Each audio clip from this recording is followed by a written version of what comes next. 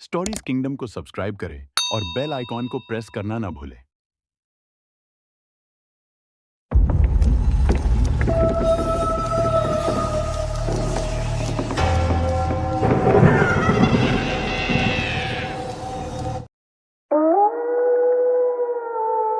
काफी रात हो चुकी थी और राहुल अकेले ही ऑफिस से घर वापस आ रहा था। रास्ते में उसे कोई ऑटो कोई बस दिखाई नहीं दे रही थी। राहुल बस चलता जा रहा था, पर उसका घर अभी भी काफी दूर था।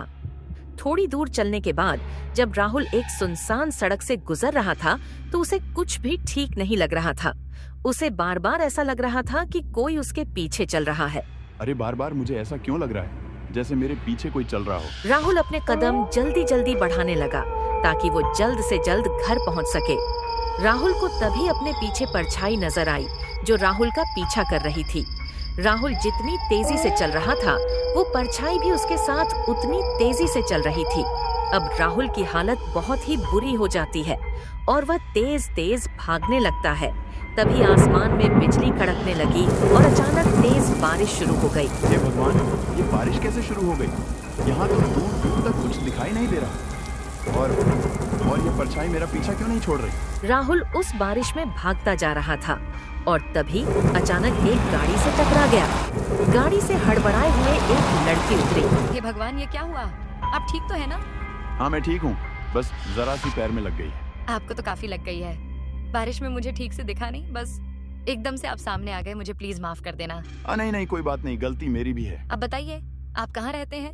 मैं आपको आपके घर छोड़ देती हूँ। अरे नहीं नहीं, मैं खुद से चला जाऊंगा। देखिए, मेरी वजह से आपको लगी है, प्लीज बताइए, मैं आपको घर छोड़ दूंगी। राहुल चारू की गाड़ी में बैठ जाता है। उसके बाद अब सारी बात चारू को बताता है, जिसे सुनकर चारू की हालत खराब हो जाती है। हे भगवान, मुझे तो उसी रोड से होते हुए वापस जाना है।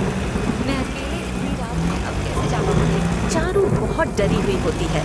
उसकी हिम्मत वापस जाने की नहीं होती। उसे राहुल एक शरीफ लड़का लगता है, इसलिए वो उसके साथ उसके घर रुक जाती है। रात को राहुल और चारू अलग अलग कमरे में सो जाते हैं। राहुल जब गहरी नींद में होता है तो अचानक उसकी चादर कोई खींच देता है।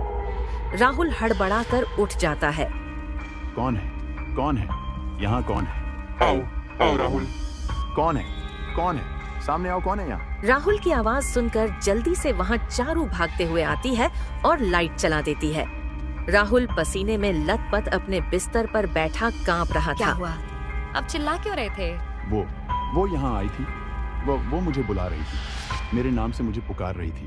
पर कौन? कोई भी तो नहीं है यहाँ। है वो। तुम जाओ यहाँ से और जाकर सो जाओ। मैं ठीक हूँ, तुम जाओ। राहुल डरकर वहीं कोने में बैठा रहता है। चारू के जाने के बाद राहुल की नजर फर्श पर पड़ती है, जिसे देखकर उसके होश उड़ जाते हैं। फर्श पर उल्टे पैरों की निशान होते हैं। हे भगवान, ये कैसे हो सकता है?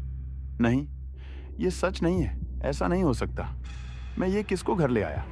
मैं अब क्या करूं? जिससे बचकर मैं भाग रहा था, मैं उसे खुद ही अपने घर ले आया।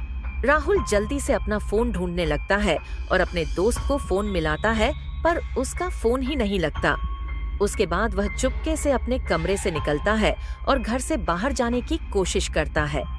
वो दबे पांव आगे बढ़ ही रहा होता है कि उसकी नजर रसोई में पड़ती है, जहां चारू कुछ खा रही थी। राहुल झांक कर देखता है तो उसके होश उड़ जाते हैं। चारू बिल्ली के बच्चे को खा रही थी। हर तरफ खून फैला था। यह देखकर राहुल वहीं का वहीं खड़ा रह जाता है और जैसे ही वह अपने पैरों को वहां से हिलाने की कोशिश करता है, तभी उसे चारू देख लेती है। आ गए तुम। मैं कब से तुम्हारा इंतजार कर रही थी। देखो ना, मुझे कितनी भूख लग रही थी और खाने को कुछ भी नहीं है। राहुल इतना सुनकर वहां से भागने लगता है, पर राहुल हमेशा हमेशा के लिए उसी घर में लापता हो जाता है।